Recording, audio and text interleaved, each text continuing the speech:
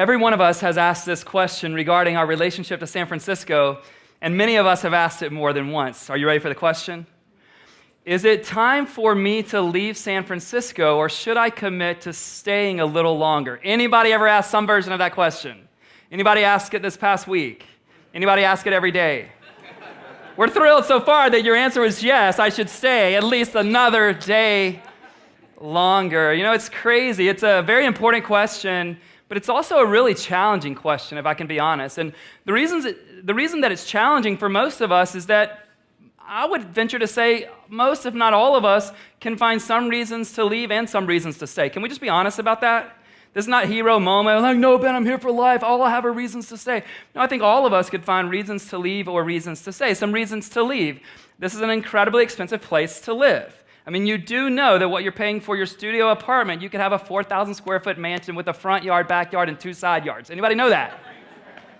Reasons to leave. The homeless epidemic has only gotten worse since I moved here, and I assume the same is true about you, even though there's been a ton of talk and a lot of funding, and we're hopeful that we'll find solutions, but that could be a reason to leave. What you have to step over on the sidewalk could be a reason to leave.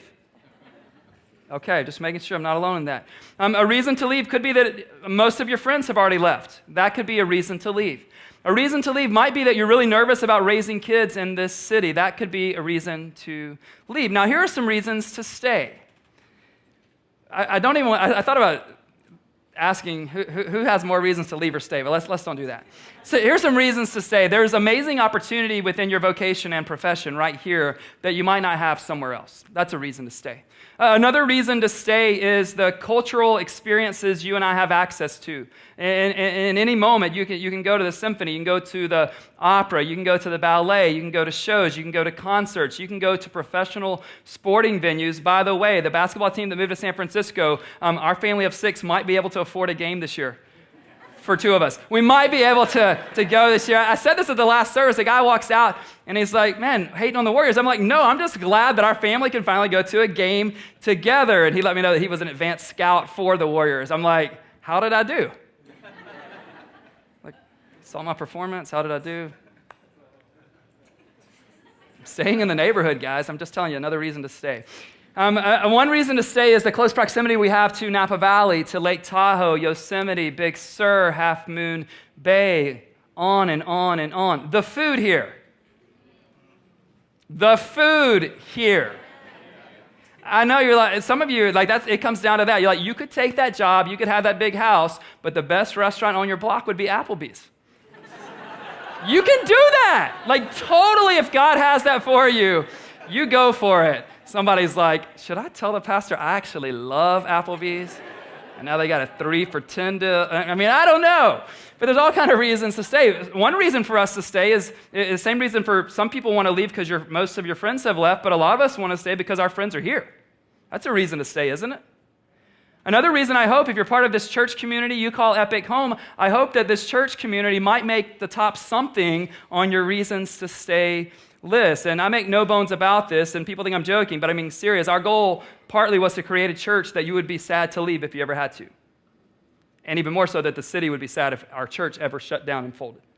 That we would have that kind of vibrancy, that kind of impact for your life as well as for the city that God has called us to inhabit. So there are all kind of reasons. And I have this conversation with you all the time. It's like, Ben, I'm just thinking, should I stay? And then you threaten me. You're like, Ben, I'll stay if you get me a spouse. And I'm like, no pressure. But then I start looking, just walking, like, anybody? This guy right here, he's a good man. He's got a good heart. Not much to see, but he's got a really good heart.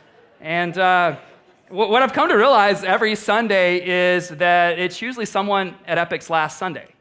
And that was quite depressing in the early years, just to be honest. I was like, really, again? And it's just happening every Sunday or so. And it might surprise you, but Shauna and I have the same conversation, right? We're not robots. So we have a calling here, so we never wonder about if we should be somewhere else. Like, we ask, like, God, is this what you have for us? And with the onset of the home initiative and the kind of massive vision we're pursuing as a church, she and I needed to do another round of soul searching. And in our hearts, who knows what God's future is, but in our hearts, we had to at least commit to another decade to have the kind of integrity to bring this vision to our church. And we're in, and what's crazy about us being in, and even the conversations we have with our own children, letting you into the Pilgreen family dynamic just a little bit, nothing sacred, just a little bit. But now that our oldest child is 16 years old, we're really saying to him, listen, you don't have to be here after high school. We would love for you to be here. You need to be here through high school, okay? You need to be here through high school, but just know that whatever God has for you, we want to bless that. And you guys know, we joke all the time with you that God's will for your life is to stay in San Francisco for the rest of your life or until I retire. But here's the serious way that I and our pastoral team thinks about this idea of you staying or leaving. Here it is. I want to be really clear. We want to give people a vision to stay for, but we also want to bless them when they leave. Okay, I'm tempted to write you off when you leave, but we want to give people a vision to stay for, but we want to bless them. We believe this is a compelling vision. If we're missing it somewhere, hit us up. We believe to make a difference from this location for the sake of the future and the world. I tell my friends who are pastoring in other cities, they're like, man, if you lived here, you could have this size church and whatever. I think they're reaching 500 or 700 people here in San Francisco is the equivalent of reaching 5 or 10 or 20 somewhere else. There's just a disproportionate level of influence here, right? It's just true. And so if the good news of Jesus can get planted in this church in a greater way, what could happen?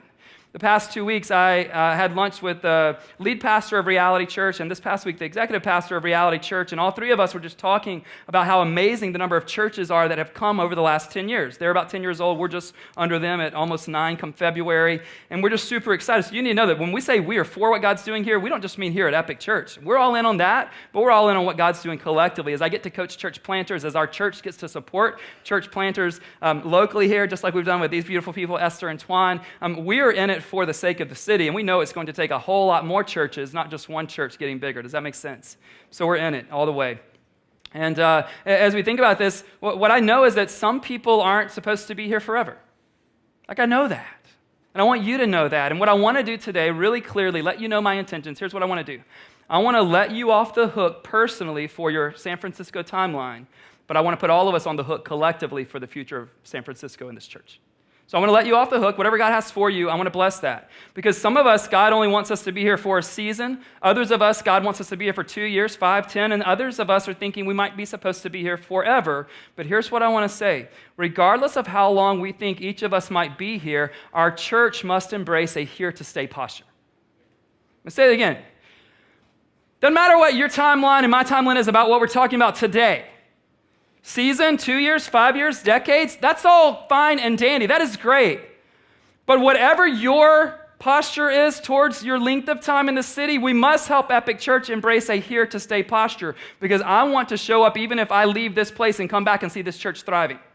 I want my grandkids and your grandkids, if they were to show up decades from now, to be able to walk into a space because of the faith that we exhibited, and God just keeps growing that thing and keeps increasing the impact that that church has. I want to be a part of that. So here's what I want to teach from today. It's an Old Testament passage in Jeremiah 29. You can turn there if you've got the Epic Church app, if you've got a Bible on your phone.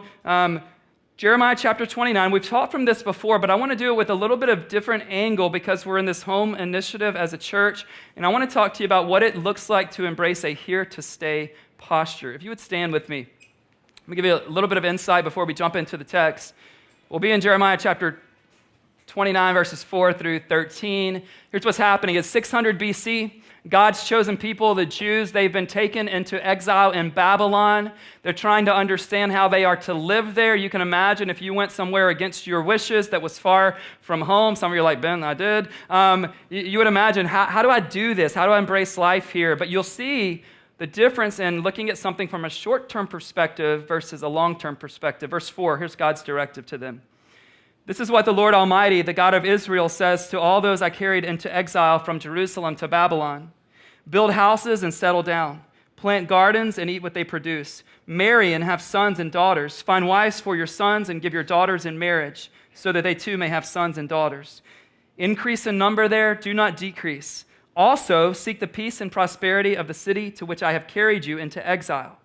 Pray to the Lord for it, because if it prospers, you too will prosper. Yes, this is what the Lord Almighty, the God of Israel, says. Do not let the prophets and diviners among you deceive you. Do not listen to the dreams you encourage them to have. They are prophesying lies to you in my name. I have not sent them, declares the Lord. This is what the Lord actually says. When 70 years are completed for Babylon, I will come to you and fulfill my good promise to bring you back to this place. For I know the plans I have for you, declares the Lord. Plans to prosper you and not to harm you. Plans to give you hope and a future. Then you will call on me and come and pray to me, and I will listen to you. You will seek me and find me when you seek me with all your heart. You may be seated. Several things I want to point out in this passage, and then I want to parallel them to what we're experiencing in this season for our lives individually and as a church. The first thing you see, if you go along into verse 8 and 9, is God says, do not listen to these false prophets. Why would he say that? He says they're lying in verse 9. Here's a little context to help you understand. In Jeremiah chapter 28, there was a prophet that shows up by the name of Hananiah, and he begins to tell the people, God is going to free you in 2 years. In 2 years, you're going to go back home. But was God going to leave them there for only 2 years? I'm trying to give you a clue, but you got to look. No, class. Verse 10 says that God says you're going to be in Babylon for how many years? 70. Lean in and hear this loud and clear. You make very different decisions and very different investments if you think you're going to be somewhere 2 years versus being there for 70 years. Right? And you're like, Ben, are you asking us to sign 70-year contracts today? No. Like, if I knew I could live for another 70 years, I would sign up today. That would be amazing. No, I'm not. I'm just saying our perspective and our investments and our decision-making changes if we think we're going to be short-term versus the long-term. If you look at verse 5, there are 3 here-to-stay verbs in verse 5. Build, settle, plant. Here-to-stay verbs. And you need to ask this question. Ben, if we don't think we're here to stay, or if I don't think I'm here to stay, how do I embrace here-to-stay verbs from this text? Here's how. Build. Even if you aren't going to build something personally here because you're not going to be here long, help us build something that will stand the test of time. Settle. Even if you won't settle here for the long term, help Epic Church get settled here for the long term. Plant. Even if you won't be here to eat the fruit of what we're planting in this season in the future, help us plant in this season so someone else gets to eat that good fruit in the future. Are you with me? Those are here to stay verbs. And again, I'm letting you off the hook individually. God has a unique story for you, but he has a collective story for us, and we need to lean in, embrace it, and do what we can do to pave the road for what God's wanting to do in the future. He says, I want you to marry and have babies and get those babies married. Anybody, your mom and dad are like on you, like, get married. And you're like, I'm trying. There's just no good men in San Francisco. We're working on that. That's part of the other reason we started this church. Ladies, to build some good men in San Francisco. For real, it's true. But there's another way that we can increase in number, and it's actually part of our vision statement here at Epic, is it not? The vision of Epic Church is to see an increasing number of people in San Francisco orient our entire lives around Jesus. How do you get an increasing number that way? You get the marriage and procreation. I'm not showing you any diagrams on that. But how do you get an increasing number with what we're trying to do here as a church? You begin to pray that God would bring the right people into our church.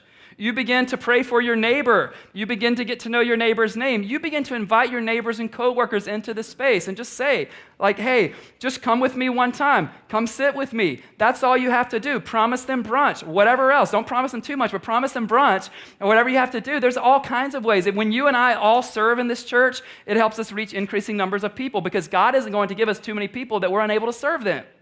When each of us are in community, that helps bring in increasing numbers because we all have these concentric circles in our lives. There's all kinds of ways that we can do that. And then he says, seek the peace and prosperity of the city to which I have sent you into exile. What's translated there, peace and prosperity, is the Hebrew word shalom. And it's a jam-packed word. Let me try to get at the heart of it with the definition on the screen. Shalom includes this: peace, harmony, wholeness, completeness, prosperity, and welfare. Peace, harmony, wholeness, completeness, prosperity, and welfare. That's at the heart of this. But here's what you've got to know about the shalom, this whole peace and prosperity thing. The shalom of the city will not come with a short-term mentality. Not asking you to sign a 10-year contract, but the work we're trying to do as a church and we're trying to do individually during the season that God has each of us here, that shalom will never come to the city with a short-term mentality. Again, off the hook personally from the long-term thing, on the hook collectively because we believe in what God has done here and what he's wanting to do here in the future. The shalom will not come. Listen, I don't know how we're going to solve homelessness.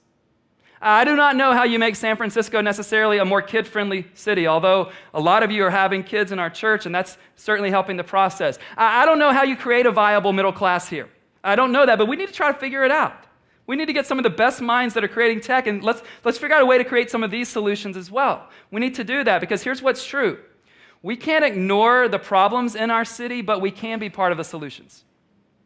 Let me say this again. We can't ignore the problems in our city. There's no way unless you close your eyes or move.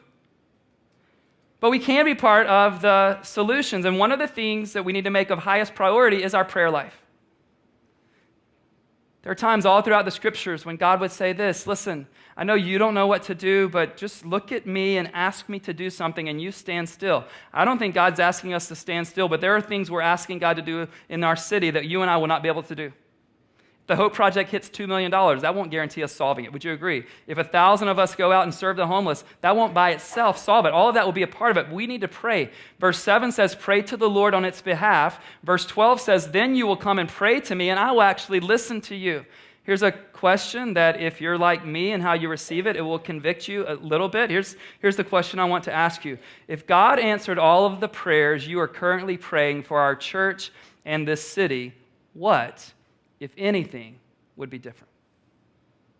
Anybody feel that besides me? Just me? Like if right now we were living in the answers to all of your prayers, what would be different in this church community, in your neighborhood, at your place of work, and in our city? What would be different? Last week, we gave out this prayer walking map, and all of that's at home HQ outside, these home bracelets that are prayer reminders for us. Prayer walking map of Soma that lists 6 specific places where God has provided locations for Epic over the last 10 years, and we're praying into the future. Can you imagine what would happen if you and 2 of your friends or your small group, if you decided over the next 2 months, we'll take just up to 2 hours a week, and we will pray every single street in this Soma corridor that we're focusing in on. And as you walk and pray, you're like, Ben, how do I do that? Just like, God, if it's this building, open it up. God, if it's that building, open it up. God, move in that landlord's heart so that when it's the right time, at the right price, this is going to happen. I believe the exciting thing about praying for the unknown is that we're going to pray it into existence. There's a part of me in my flesh that would love to say, here's the rendering, here it is, here's how it's going to happen. But no, we're going to pray this in. We're going to pray this in. Can you imagine what hundreds of us doing, praying every square inch of this neighborhood, what God might do to unlock something? You're like, Ben, I've been reading all these articles. I read them too. Sometimes I read them because I like to be discouraged. Other times I read them because my faith needs to be tested, and it happens every time, whatever it is. I mean, you can, like, our family orders a hard copy of the newspaper, and it's like, wow. This morning's article, just for those of you that don't want to go read it yourself, this morning's article was about how Blue Bottle's leaving the Bay Area in terms of where they're roasting their beans now. They're going to a 39,000 square foot location in West Sacramento, 7 times bigger than their Oakland spot. There you go. That's today's news, brought to you by the Chronicle. But I read it, and it's like, God, you're going to have to do something profound unless the Lord builds a house, those who build it labor in vain. So we want to see God move. We're going to be praying. We have corporate prayer in this room, Mondays at 6 p.m., Wednesday mornings at 8 a.m., Thursday lunchtime at 12 noon. This past Thursday, 12 people met up here, and they went on a prayer walk through the neighborhood, just praying for that future space. And we need to pray that in as well. But here's the thing. When you look at this famous verse in verse 11, plans to give you a hope and a future. Here's how we need to think about this. We can be part of the hope and future God has planned for the people who will call this place home. There's something you can do in this season to create hope and future for people who aren't here yet. And here's a question. What decisions can we make in this season that will position Epic for the long term? What decisions can we make in this season that will position our church for the long term? It's not just financial, just so everybody understands that. We can develop leaders. That's one way we can position it.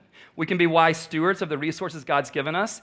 Guys, we're probably going to need 50 small groups in the spring, so you could say, hey, I've led a small group before, or I have never led it before, but I think God's calling me, and you can tell Lindsay, hey, I think I'm ready. I'd love to have a conversation about what that might look like. There are so many things. Our kids and students can learn about God's purpose. That will help us position for the future. Would you agree? There are so many things, but I want you to listen to someone in our community talk to you about the decisions they're making in this season as they think about the future of Epic Church in San Francisco. Watch this.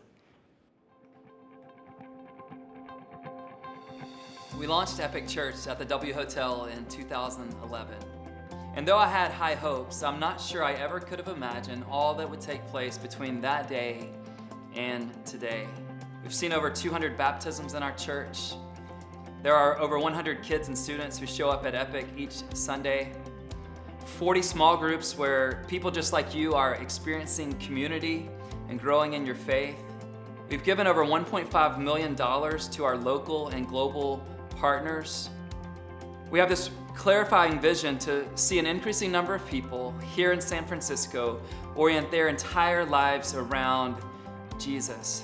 And now, with this home initiative, we are going to be able to see this vision become an even greater reality.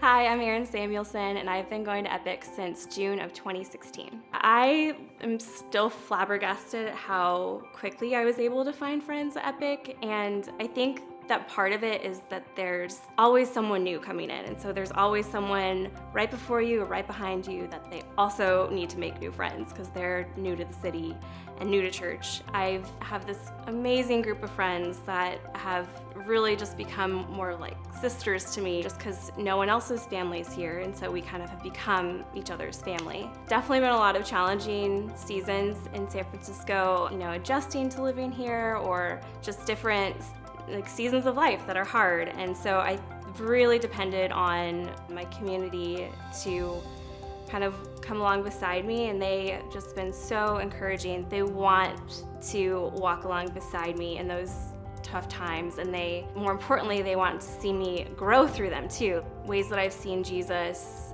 kind of work in me the most is just really stretching me in my faith in Him instead of just knowing about my faith, actually what it's like to live out my faith. Through some different opportunities, through some of Epic's partners, I've been able to kind of meet people on more of a personal level, and that's been really eye-opening to me and just really made me check myself, where's my heart been? I see how some homeless women that I've met through BJM have had so many more struggles than I have, but they seem to have this faith and confidence in their faith that is just mind-blowing to me. If I could just have a fraction of the faith that these women have when they walk through stuff that is just so hard, it gives me so much more kind of urgency of just wanting to have that relationship with the Lord too. I think Epic having a permanent place in the city is exciting because there is so little in the city that is permanent. When everything else is chaos around me, there can maybe be one thing that is steady.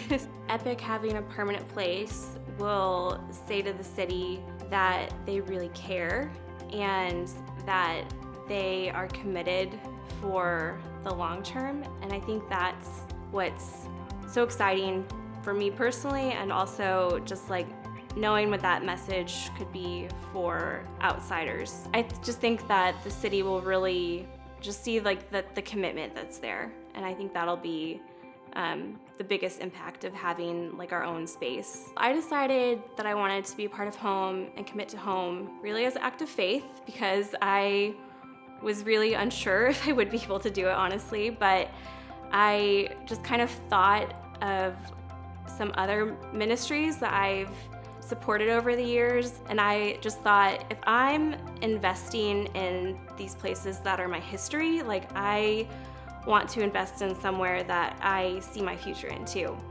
And so that was the biggest kind of pull for me to be a part of that. I think it also gives me more of a commitment to myself of I'm committing to this initiative with my church to become a permanent part of San Francisco. That's something that I would love to see for my life too, just how long I could stay in San Francisco and how I could do my life here. I think the faith component of making this commitment has been really stretching for me. But I think that I've seen in the past where I was there's no way I'm gonna be able to do this. And then it just the first couple months might kind of hurt and pinch a little bit, but then it kind of just takes care of itself and it kind of works out. And I look back on that like experience in the past that I've had, and I'm just like, if God wants this to succeed and he wants this to be something that I'm a part of, like, it'll work out. I'm gonna try my best to do what I can on my part, but like, I really do believe that it's God's will for this church to like have this happen. So I think that he's gonna move in order to do that.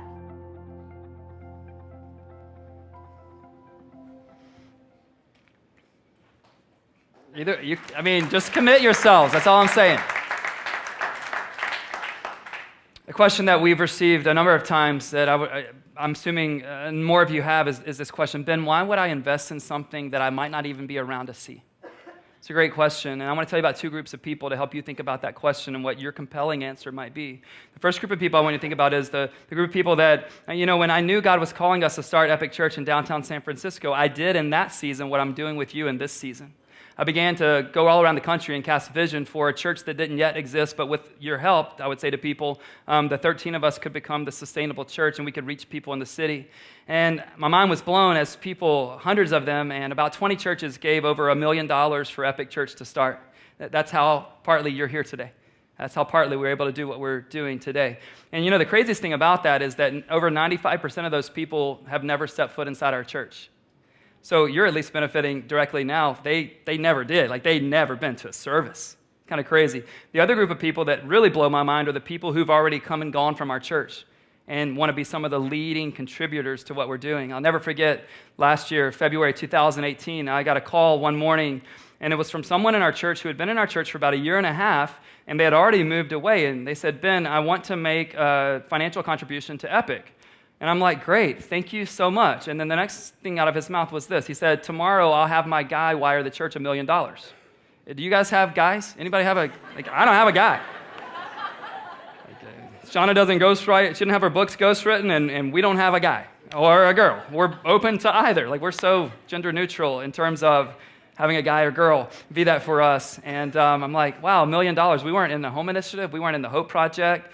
He just wanted to make a difference in this church. And not too long ago, I got a commitment in the mail from a family who are now living on the East Coast. January, they moved back about 3,000 miles from here, and they sent in a $100,000 commitment to the Home Initiative. I was super grateful, but I was also really shocked, if I can be honest. And so I had to ask them, hey, why would you guys do this? You've already left here, and there's no assumption that you will ever come back to San Francisco. Why would you do that? And his answer is on the screen. Speaking for the couple, the husband said, despite our distance, we will continue to support home because Epic Church is an intentional, God-purposed ministry that has the well-being of the San Francisco community as its driving mission. It's like, wow. And the guy, commitment day is 2 weeks from today, but he's already given 40% of that $100,000 before we've ever gotten to commitment day. I'm just humbled and in awe and grateful for people who do that. So for you, I really want you to think about two things. First, for you individually. What's God saying about his call on your life? Like, Ben, it's really confusing. I pray for clarity for you. Wherever you go or wherever you stay, let it be because this is what you believe God has for you, both in your leaving and in your staying. And as you think about that individually, then I want you to ask yourself and to ask God this question. You'll see it on the screen. How can I play my part in making sure that Epic Church is here to stay? What's our mentality, church? Will we be here just for our season? Or will we make an investment in our season for what God might do in future seasons? Would you pray with me? As our band comes to lead us in a song that we haven't sung here in a while, I just want us to resonate with this idea that there's still so much. And all of us aren't being called to stay. I will not even pretend that. I will not try to. There's no manipulation today, but understand this. The shalom of the city will not come about with a short-term mentality. Out of all the places that God could have you live, right now he has you here. And once you and I unlock the why behind that individually or as a couple or as a family, and then we begin to think about how do we, all of us, make decisions in this season that can impact what God wants to do in the future, what might God be asking you to do? What relationships might he be asking you to invest in? How might he be asking you to give generously and sacrificially if you call Epic home? Might it be time for you to start serving in our church as a small group leader, or working with our kids or our students, or on production, or on the host team? Maybe you've got time during the week and you would love to help us prepare for Sundays and help us follow up from the previous Sunday. God, thank you for your calling. God, thank you that your heart for this city is bigger than all of ours. And yet, God, you give us a part to play. God, for me, I'm still stunned that this would be a place and this would be the thing that you would have for me and our family to do, but I'm so grateful. And God, I'm grateful for the men and women and the boys and girls who come from over 60 nations and call Epic Church home. God, I think about the people who came in those early seasons, and we're only here for 6 months or 2 years, and they made such an impact that we could sit here today. God, may we be the kind of church in this season that pays it forward with our lives, with our resources for all of those who will step in to this church in the future. God, would you do something in this city for your glory that would blow our minds? And God, would you be kind enough to allow every one of us to be a part of it in some way? I pray this in Jesus' name. Amen. I'm going to ask you to stand as Zach leads us in a song that just declares what we want to utter to God today.